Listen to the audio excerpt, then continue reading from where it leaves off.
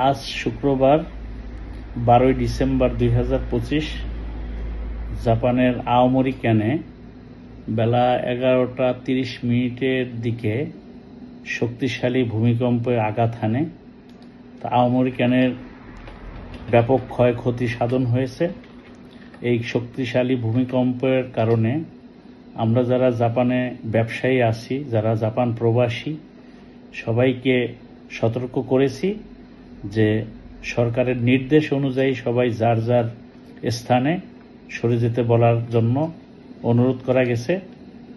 Aomori ক্যানের যে ভূমিকম্প হয়েছে এতে সুনামির সতর্কতাও জারি করা হয়েছে। অন্তত 3 ফুট উঁচু হয়ে পানি সমুদ্র থেকে উপকূলে আসার সম্ভাবনা আছে সুনামি আকারে। তো বর্তমানে আমরা জাপানের ভূমিকম্প নিয়ে খুব আতঙ্কগ্রস্ত আছি। জাপান প্রবাসী যারাই আছেন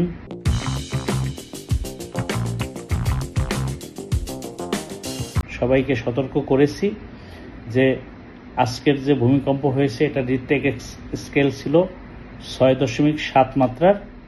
তো এখানে আমাদের যারা ব্যবসায়ী আছে সবাই কিছু ব্যবসায়ী আছে যে আওমোরি ক্যানেও তাদের ব্যবসা প্রতিষ্ঠান আছে, সেখানে তারাও সতর্কতা অবলম্বন করেছে, কিন্তু অনেক ক্ষয়ক্ষতির সাধন হয়েছে। তো আপনারা জানেন কিছুদিন পূর্বেও একটি শক্তিশালী ভূমিকম্প হানে জাপানে 7.5 মাত্রায়। তো সেই ভূমিকম্পতেও আমাদের অনেক ক্ষয়ক্ষতি হয়েছে। তো জাপান এখন বর্তমানে ভূমিকম্প এই আবারও হওয়ার সম্ভাবনা আছে। আমরা খুব আতঙ্ক বোধ করছি জাপানে। তো সবাইকে বলবো যে জাপানে যারাই আছেন সবাই সতর্ক অবস্থায় থাকবেন এবং সবাই নিরাপদ স্থানে থাকবেন, কেননা আমাদের এই জাপানে ভূমিকম্প প্রবণ একটি দ্বীপ রাষ্ট্র। এই রাষ্ট্রে ভূমিকম্পের জন্য খুব আতঙ্কগ্রস্ত থাকতে হয়। শুধু আমরাই না, খুদ জাপানিজরাও খুব আতঙ্কগ্রস্ত থাকে এই ভূমিকম্পের জন্য। তো ভূমিকম্প থেকে ভয় পাওয়ার চেয়ে আমাদের সচেতনতা জরুরি।